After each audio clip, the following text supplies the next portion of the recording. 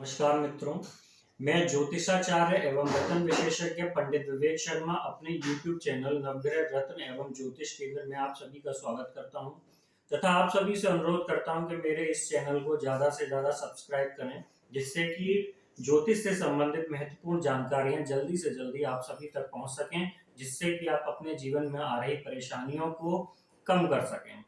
आज जो हम विषय है वो है हमारा राहु। लेकिन उससे पहले मैं एक चीज और आपको बताना चाहता हूँ कि जो भी जातक या जातिका कोई भी रत्न धारण करना चाहता है तो वो रत्न खरीदने के लिए हमसे संपर्क कर सकता है। मेरा जो व्हाट्सएप नंबर है वो यहाँ गिवन है 7500459801 या दूसरा नंबर है 9457901621। इस पर आप संपर्क करके मुझसे मिल सकते हैं।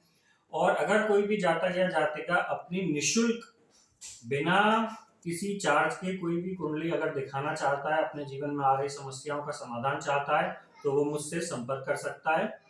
मिलने से पहले मुझे कांटेक्ट करके समय अवश्य ले लें, जिससे कि मैं फ्री टाइम में बैठकर आपकी कुंडली को अच्छे से समझ सकूं और आपको उससे संबंधित जानकारी दे सकूं, जिससे आपके जीवन के में जो परेशानियां आ रही हैं वो कम हो सकें।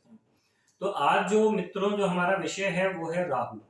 राहु का नाम आते ही हम बहुत परेशान हो जाते हैं, घबरा जाते हैं कि राहु की जो स्थिति चल रही है, जो राहु हमें कष्ट दे रहा है, इन कष्टों से हम कैसे छुटकारा पाएं। जब भी राहु हमारे जन्म कुंडली में जब राहु की अंतरदशा या महादशा होती है तो ये हमारे जीवन में बहुत सारी पीड़ाएं देता है, बहुत सारे कष्ट देता है।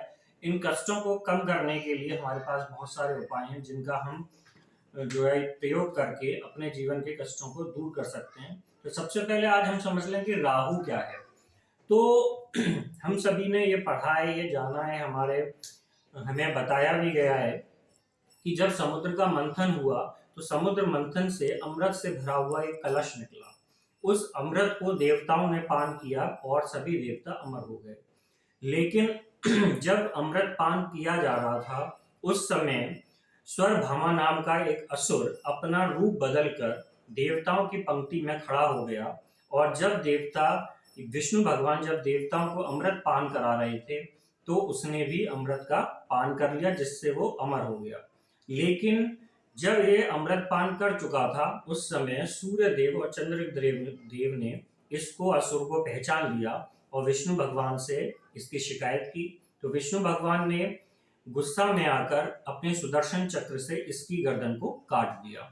तो ये स्वरभामा नाम के जो राक्षस का जो सिर था वो राहु ग्रह बना और जो उसका धड़ था वो केतु ग्रह बना।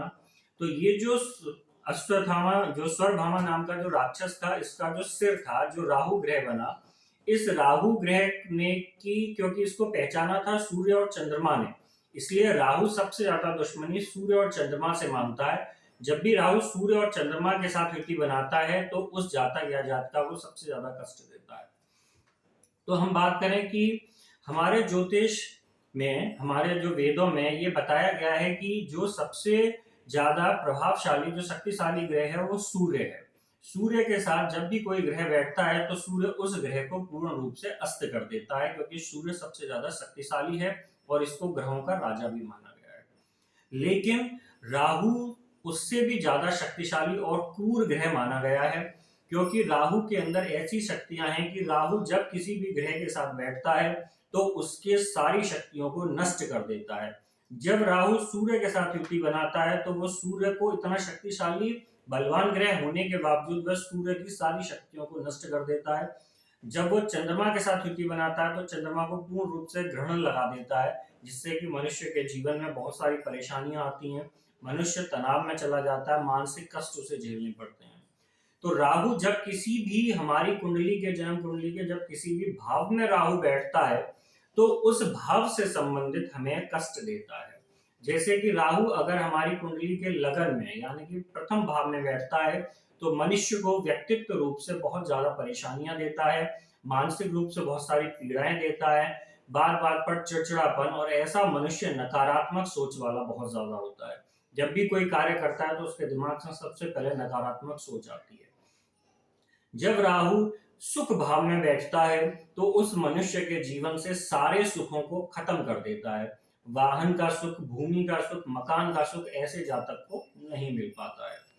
जब ये राहु संतान भाव में बैठता है तो संतान भाव में बैठने के बाद राहु उस जातक या जातिका के जीवन से संतान सुख को खत्म कर देता है।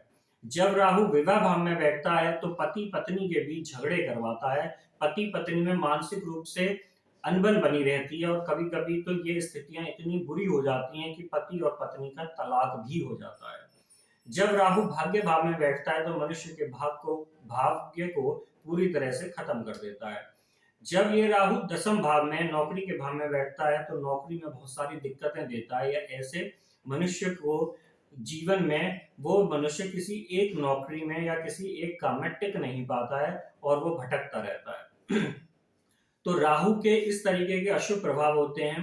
तो ऐसी कंडीशन में जिसका राहु खराब हो, वो कुछ लक्षण ऐसे हैं जिनसे भी वो समझ सकता है कि उसके जीवन में राहु बुरे प्रभाव दे रहा है।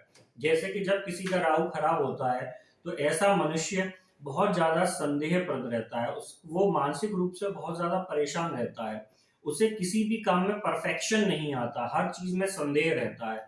अगर उसने गेट बंद किया है तो उसको भी ये बाद में पता सोचता है कि क्या मैं गेट बंद करके आया या नहीं करके आया। मैंने कोई भी काम किया तो उसमें भी उसको संदेह रहेगा कि क्या काम ये पूरा हुआ या नहीं हुआ। ऐसा जो मनुष्य होता है वो प्याज खाने का बहुत शौकीन होता है, ऐसा जो मनुष्य होता है वो शराब पीने का बहुत शौकीन होता है।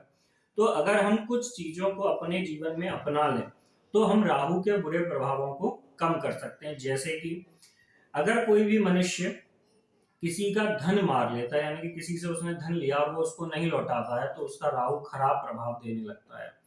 या दूसरा, जब कोई जातक या जातिका किसी दूसरे की बुराई करता है, चुगली करता है, तो उसका राहु भी बुरे प्रभाव देता है। तो अगर हम किसी की चुगली ना करें, किसी का धन ना मारें, तो हम राहु के बुरे प्रभावों से बच सकते हैं। तीसरा कि झूठ बोलना, जो मनुष्य बहुत ज्यादा झूठ बोलता है ऐसा मनुष्य के जीवन में राहु बहुत ज्यादा बुरे प्रभाव देता है। तो झूठ ना बोलें जिससे कि राहु के बुरे असर हमें ना मिले। अगर हम राहु के बुरे प्रभावों को कम करना चाहते हैं तो कुछ उपाय ऐसे भी हैं जिनको कि हम अपने जीवन में करके इस प्रभावों को कम कर सकते हैं। जैसे कि शनिवार वाले दिन काले कुत्ते को मीठी रोटी खिलाकर हम राहु के प्रभाव को कम कर सकते हैं। काली उड़द की दाल, काला कंबल या काले वस्त्र किसी गरीब को दान करके हम राहु के प्रभावों को कम कर सकते हैं।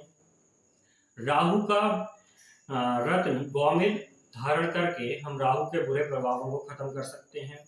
मक्षमणि नाम का एक रत्न है जिसका लॉकेट बनवा के हम अपने गले में पहनकर इस राहु के प्रभाव को कम कर सकते हैं। जैसा कि मैंने बताया कि राहु सिर्फ बुध एक ऐसा ग्रह है जिससे राहु डरता है। तो राहु के बुरे प्रभावों को कम करने के लिए अगर हम अपने बुध को स्ट्रॉन्ग कर लें तो भी हमें राहु अपने बुरे प्रभाव देना बंद कर सकता है। यानी कि अगर हम पन्ना धारण कर लें तो भी राहु के कुछ प्रभाव काफी हद तक कम हो जाते हैं। तो इस तरीके से हम इन उपायों को करके राहु के बुरे प्रभावों से बच सकते हैं। इन उपायों को करके आप अपने जीवन में जो भी परेशानियां आ रही हैं राहु से संबंधित उन्हें कम कर सकते हैं, तथा अपनी निःशुल्क जन्मपत्री दिखवाने के लिए भी आप मुझसे मिल सकते हैं। आपको जन्मपत्री से संबंधित सभी जानकारियां मुफ्त दी जाएंगी जिससे कि आपका जीवन सुख में बन सके। नमस्कार।